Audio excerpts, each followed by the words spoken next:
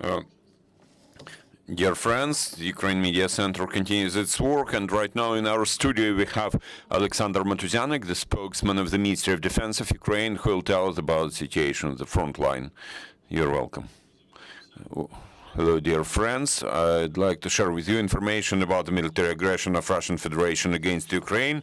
Information as of noon today, April 19. So, the enemy has intensified its offensive actions in the eastern area of operations.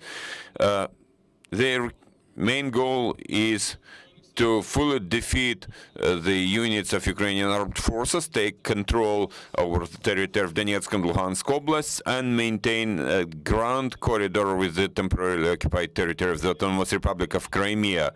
Rocket and aviation strikes continue against civilian targets across the whole territory of Ukraine, in particular in western oblasts. In order to target facilities in our country, the enemy has sent airplanes at least 49 times by tactical and long-range aviation of Russian air forces. The operational environment. In certain parts of directions of Slobozhanщina and Donetsk areas of operations, the aggressor has been carrying out offensive and assault actions, and in order to achieve success in its offensive action, the enemy brings to Ukraine equipment, military equipment, and arms from central and eastern regions of Russia, jointly with combat units, their logistical units moving. And in order to quickly bring back into operation the arms and military equipment damaged in combat action in temporarily occupied territory of the Autonomous Republic of Crimea, the enemy has deployed a logistical center to repair and restore it. According to our intelligence, currently there are more than 70 armored vehicles and artillery systems being repaired there. In Slobozhanщina area, the enemy uses its group from the 6th Army of the Western Military District for partial siege of Kharkiv, and it continues shelling Kharkiv from artillery. Within the framework of air defense of the offensive group, additional air defense Tor missile units are brought to Kharkiv Oblast. At the same time, in Belgorod Oblast districts bordering Ukraine, in order to cover the main command points of the joint strategic commands of eastern and western military districts, as well as logistical district, the enemy has deployed S-400 and S-300 divisions from its western military district. It is probable that the enemy will try to continue to develop its success towards Izium-Barvinkova, and to that end they have intensified air reconnaissance using UAVs. In Izium direction, the aggressor has been using its 1st Tank Army, 10th Army from the Western Military District, 35th Army, and 68th Armed Corps from Eastern Military District. The enemy has been carrying out offensive action on the left bank of Siversky Donetsk River towards Andriivka Zavody, Brashkivka Dmitriivka, and Sulugivka Debrivne directions. And in order to support offensive action of those forces at the southern outskirts of city of Izium, the enemy has prepared a number of main and reserve positions for artillery and missiles. Rocket artillery. In Donetsk and Tavria area, units from so-called 1st and 2nd Armed Corps, as well as 8th and 58th Armies of the southern military districts of Russia, supported by bombers, have been carrying out offensive action along the whole front line. The enemy's main efforts have been focused on taking control of Popasna, Rubizhne, Severodonetsk, Mariupol, and partial strengthening in Avdiivka and Marinka. The enemy has focused its main efforts on breaking through Ukrainian defense, in particular in Luhansk Oblast, between Kreminka and Terny, Rubizhne and Popasna, and Donetsk Oblast towards Staromlinivka and Shevchenkova. Also, the occupiers continue their attempts to take full control over Mariupol.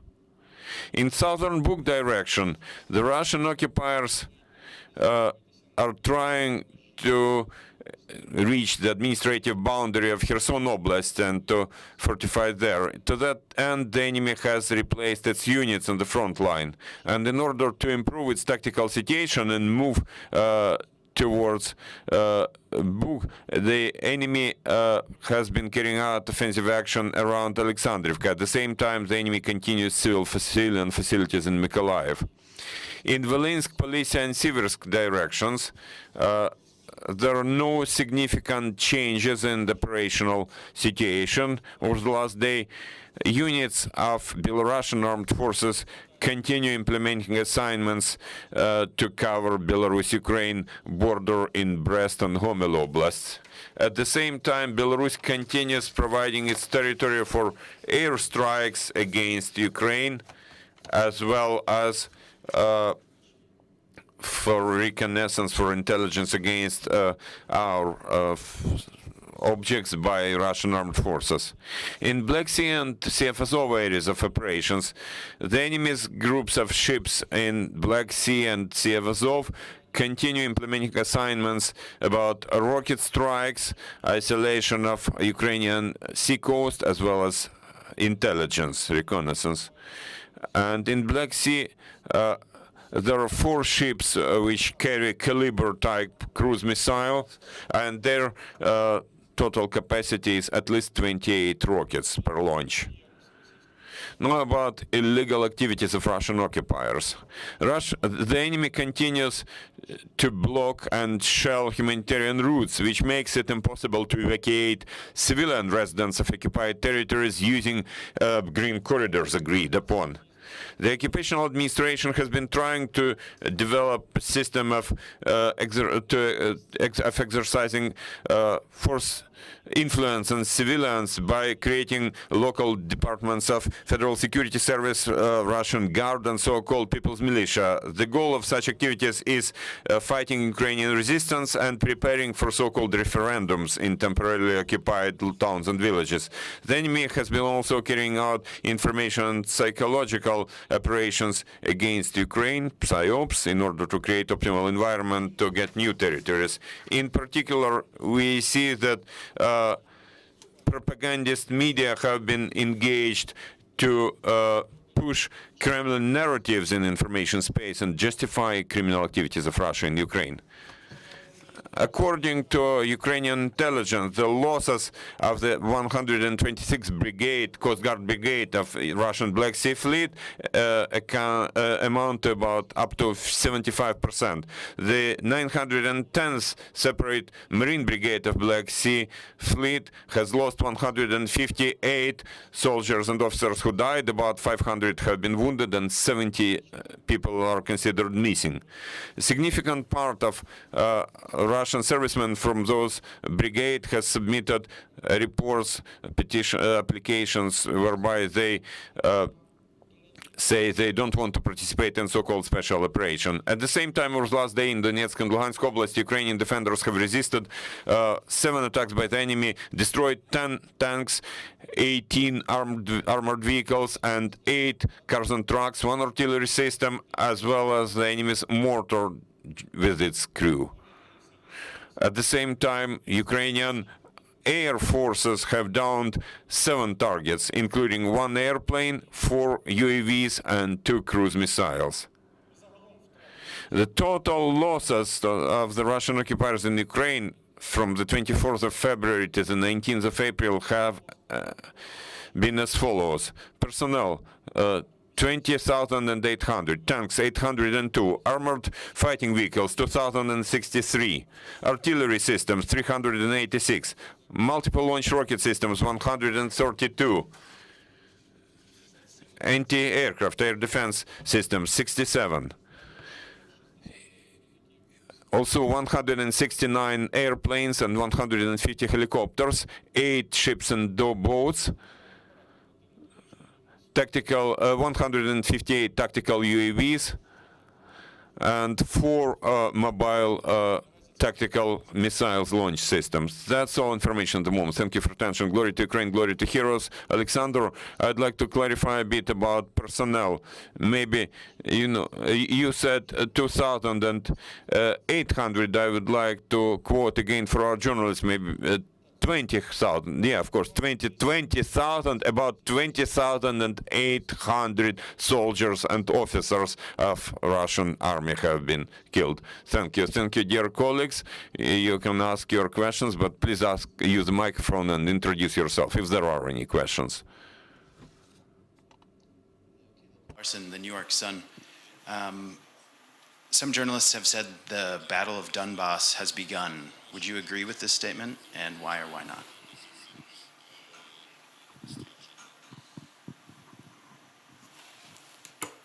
Так, ми можемо про це говорити. Yes, we can say so, because we see intensification of offensive actions of the Russian army along the whole front line in the east of Ukraine. Thank you. Any more questions? Thanks. One other question.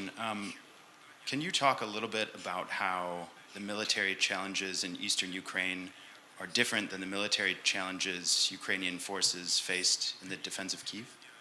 Thanks.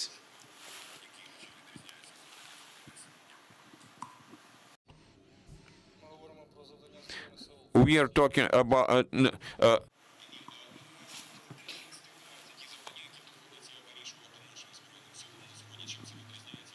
Завдання чиїх сил?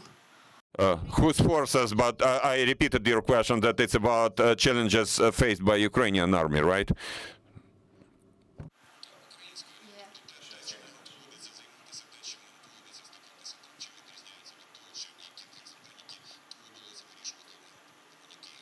No.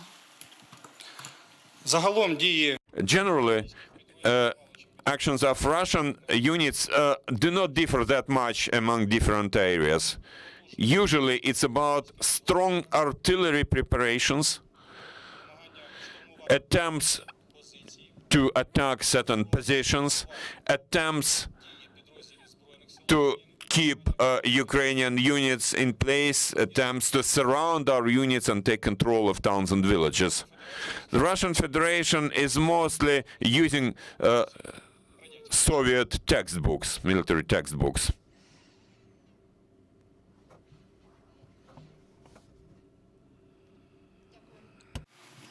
Thank you. Any more questions?